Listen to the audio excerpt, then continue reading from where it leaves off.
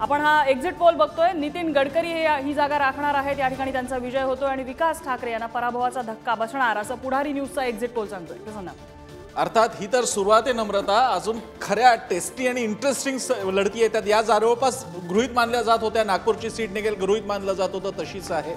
आपण पुढच्या फाईट्स बघूयात।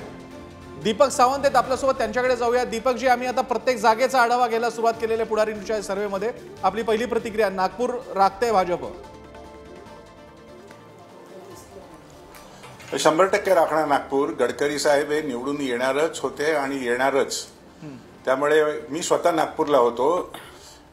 आमच्या पक्षातर्फे माझी अपॉइंटमेंट तिकडे होती नेता म्हणून, त्यामुळे विभागीय नेता म्हणून मी काम केलंय, त्यामुळे गडकरी साहेब येणार यात कोणत्याही प्रकारचं दुमत नाही।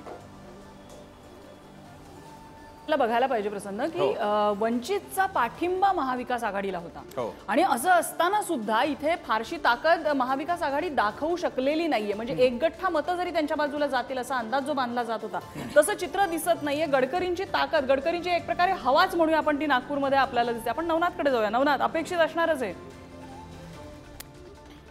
गडकरी यांनी राष्ट्रीय पातळीवर काम केलं, एक विकास पुरुष म्हणून त्यांची प्रतिमा आपल्याला माहिती आहे।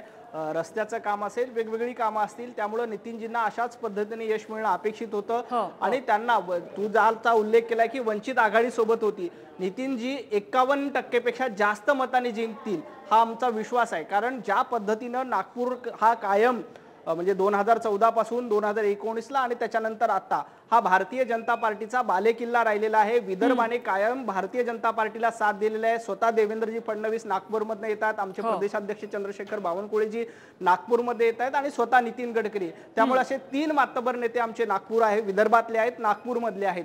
त्यामुळे हा निकाल अतिशय अपेक्षित आहे। नितीनजी गडकरी 51% पेक्षा जास्त मताधिक्य घेऊन या ठिकाणी विजयी होतील। आणि ज्या पद्धतीने आपण काँग्रेसकडे बघतो, काँग्रेसमध्ये वेगवेगळी गटबाजी देखील आपल्याला बघायला मिळाली। विदर्भामध्ये विजय वडेट्टीवार यांचं एका बाजूला तोंड होतं, नाना पटोले एका बाजूला होते, त्यामुळे विदर्भामध्ये काँग्रेस देखील विस्कळीत अवस्थेमध्ये होती। त्या तुलनेत भारतीय जनता पार्टी एक दिलानं एकसंघ होऊन एकमेकांच्या खांद्याला खांदा लावून काम करताना बघायला मिळाला आणि त्याचंच प्रतीक म्हणून नितीनजींचा अशा पद्धतीने विजय होईल। आणि विदर्भामध्ये फक्त नागपूरच नाही तर विदर्भाच्या सर्व जागा ह्या भारतीय जनता पार्टी आपण त्याकडे येऊया, कारण प्रत्येक ठिकाणी जाऊन आम्ही सर्वे केलेला आहे। आणि नवनाथ, कदाचित तुम्हालाही धक्का बसेल असे कदाचित निकाल दिसू शकतात।